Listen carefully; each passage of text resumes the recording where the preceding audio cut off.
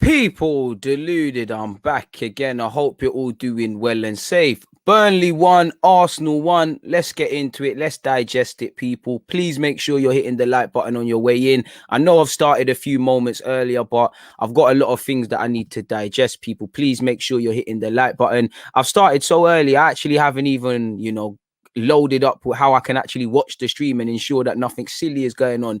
Please make sure you're hitting the like button as well. I see 30 odd of you locked in. We're on 24 likes. Let's get our target of 200 quickly. Now, I'm not gonna lie to you lot, people. Where the hell do I start? Where do I start? I still haven't digested the game. I still haven't let all of my thoughts marinate and all of these things. But the first thing I'll say first and foremost, in short, not good enough.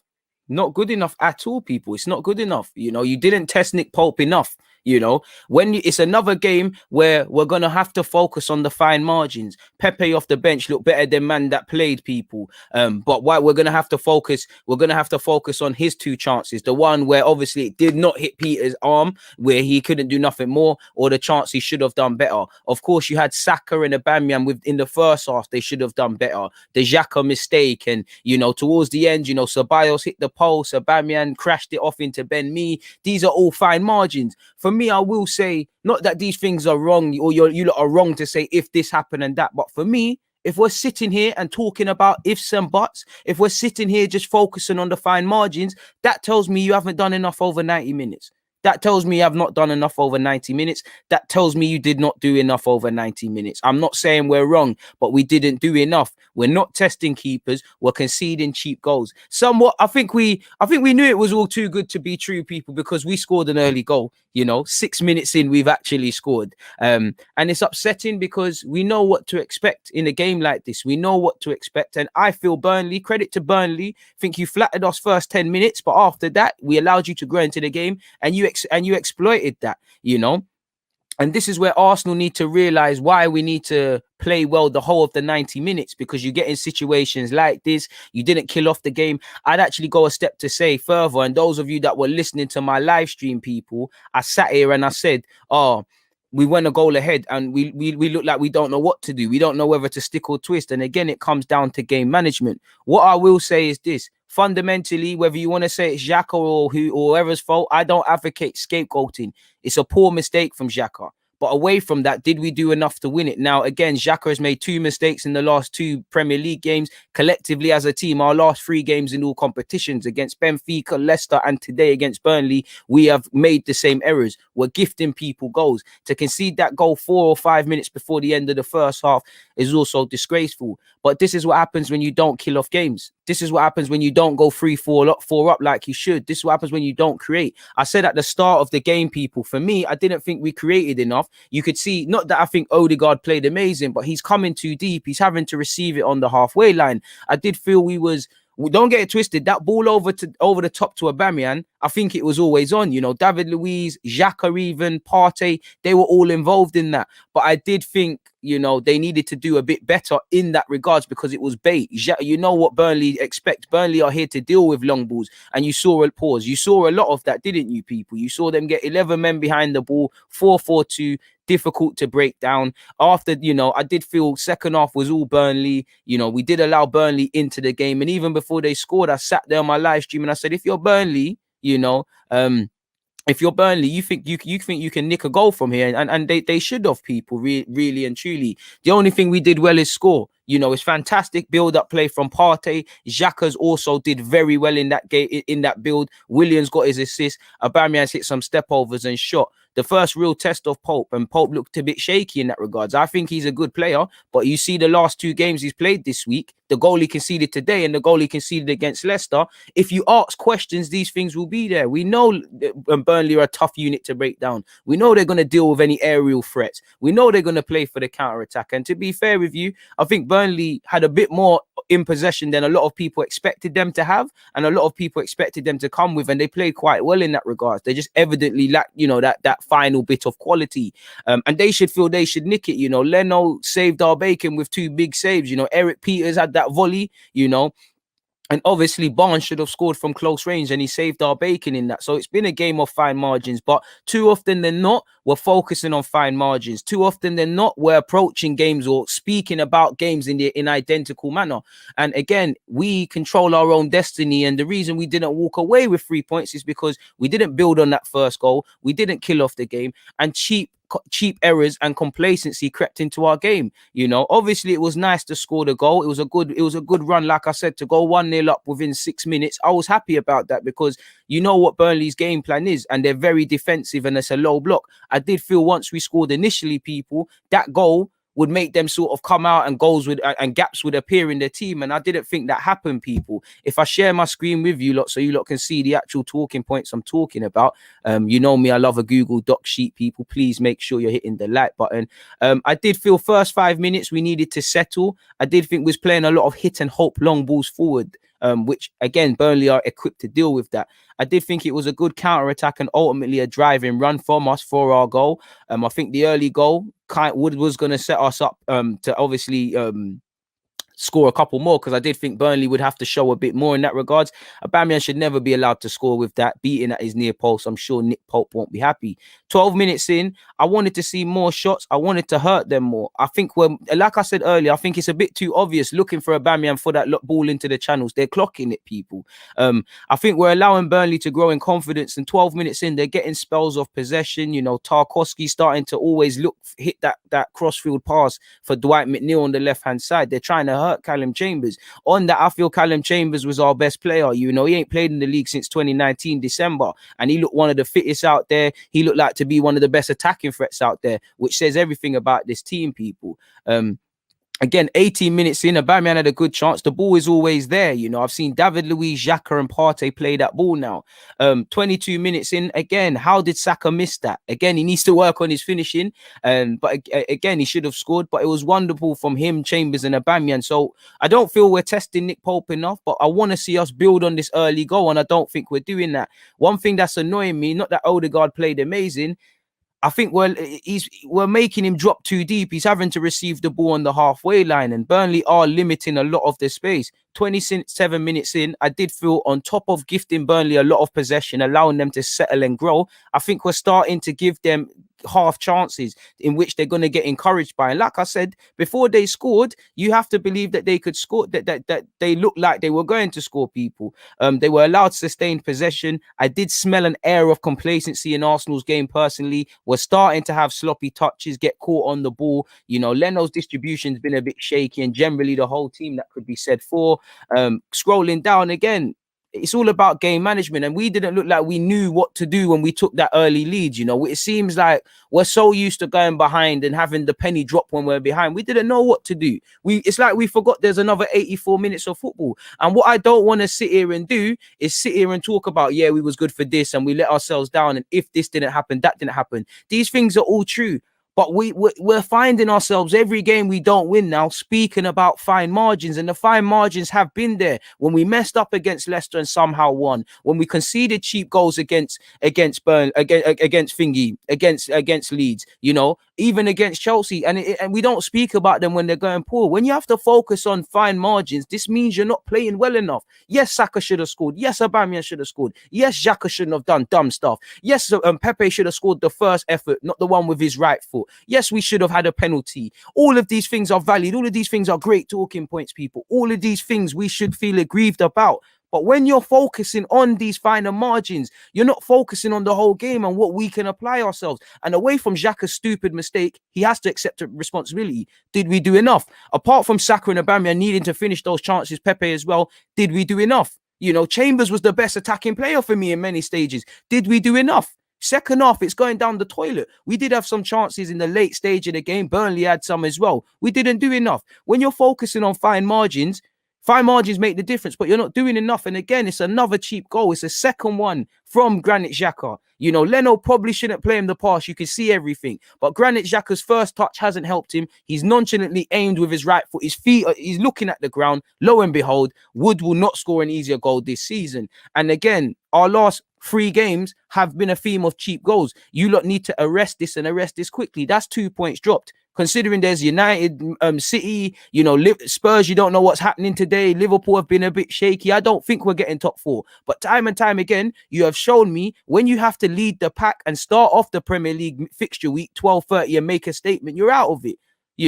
We are only not going to get top 4 because of what I've been saying all year, because of ourselves, because we haven't got it upstairs. We haven't got street smart footballers. The edge of half-time, Xhaka's getting caught. Leno's playing in the ball there. And Leno's distribution was shaky. I think it's Xhaka's fault, but Leno could help him out. And it's a problem where Arsenal fans, I feel, have an inability to apply balance because they can't, whether it's Xhaka's mistake against Leicester, you focus on Xhaka, or you focus all on Marie, or you focus on El Nene, all of these sort of things, people.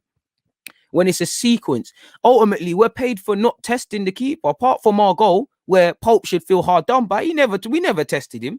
We had some chances we should have scored. We never done enough.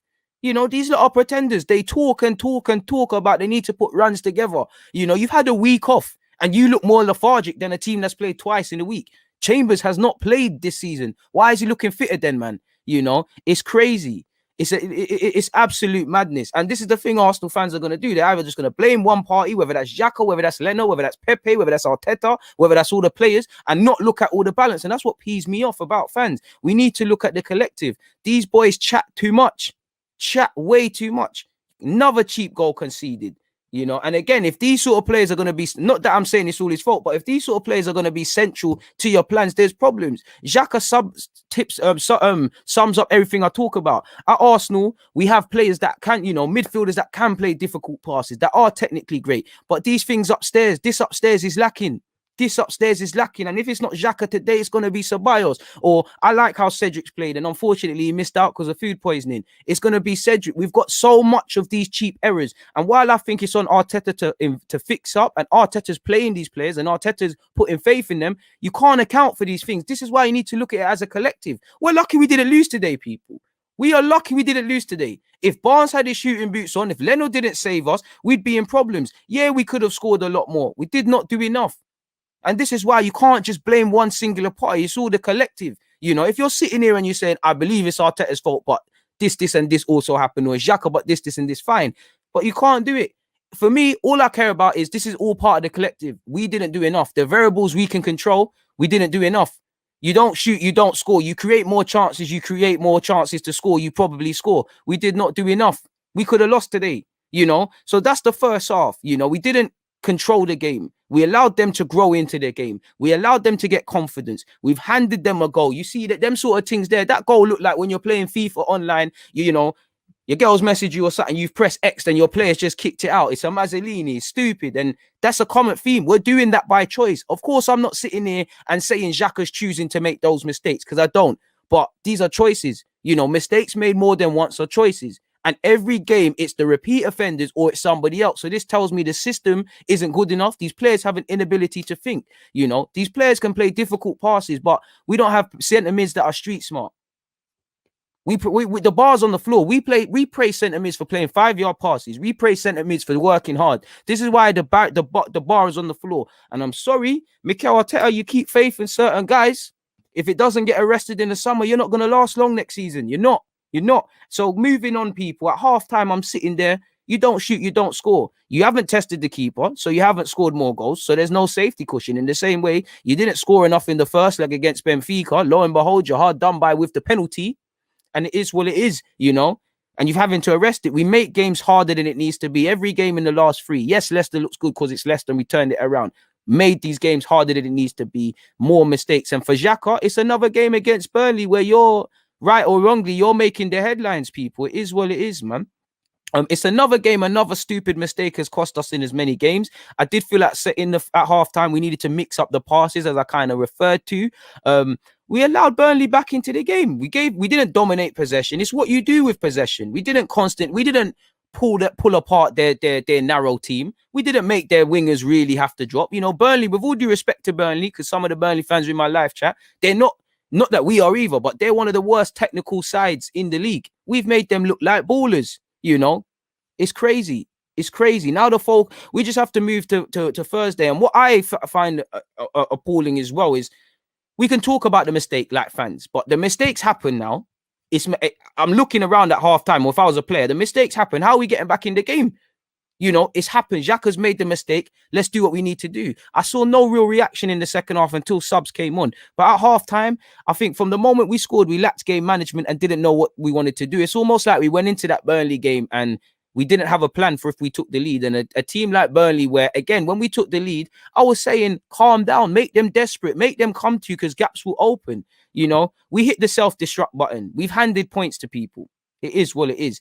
This is what happens fundamentally when you don't kill off games. Simple as that. I haven't even seen statistics for how much we shot in the first half or the second half or whatever, but I'm inclined to believe it's not much, people. Again, second half, yeah, we huffed and puffed towards the end. You know, we had a penalty incident. Saka again had a tap in. Aubameyang again could have scored. You know, penalty thing, it weren't a pen. You know, the actual penalty we should have been given wasn't given. The actual one that's never a penalty is initially given, making a whole farce of VAR. The game's done. I don't understand how we're not allowed to take our corner either, but at the same time, I'm focusing on fine margins. When you focus on fine margins, this is the problem. I think Burnley controlled the game in the second half. I think initially McNeil was on the right hand side and presented problems. I think they looked the more likely to score, and I think Leno had a shaky game generally, but he saved our bacon. I think Marie kind of dropped his standards in the second half as well. He saved us a bit, even Tierney, really. And like I said, how can you make one of the worst, arguably the worst ball playing side in the league? I think it's Sheffield United, but them look like a baller. We know VAR is a joke, but the less said on VAR, the better, people. And like I said, I don't want to. Me personally, I can talk, people. About the fine margins. Like I said, we should have scored the VAR, this, that, and the other.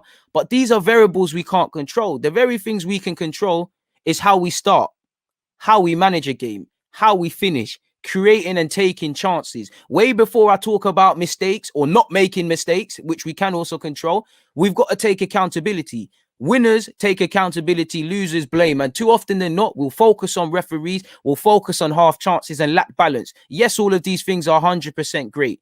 100% are problems, but at the same time, the variables we can control, we didn't do it. We didn't build on the sustained pressure. You know, we should have put them out of the game within the first 10. And until these players learn these things, it is what it is. And again, it's inexperience from the manager, because Pepe and Lacazette have come on and look better than Bear Man. You know, the one guy that everyone was looking at and saying, why is he starting? Chambers has looked good. So for some of these players, they've got to look a bit shaky and look at themselves. Saka should have scored. Saka didn't have the best of games. And we're talking about the chances he scored, didn't score. Like I said, I think we should, because Saka's got high expectations. But why are we all screaming? Not that I'm saying we shouldn't, but why are we all screaming Saka, Saka, Saka? We're not speaking about these more experienced man, because that tells you everything. We can't rely on these experienced man. We're relying on a 19-year-old. You know, he should have taken his chances. But you telling me you don't expect, and like I said, he should have. You telling me you don't expect a 19-year-old to miss?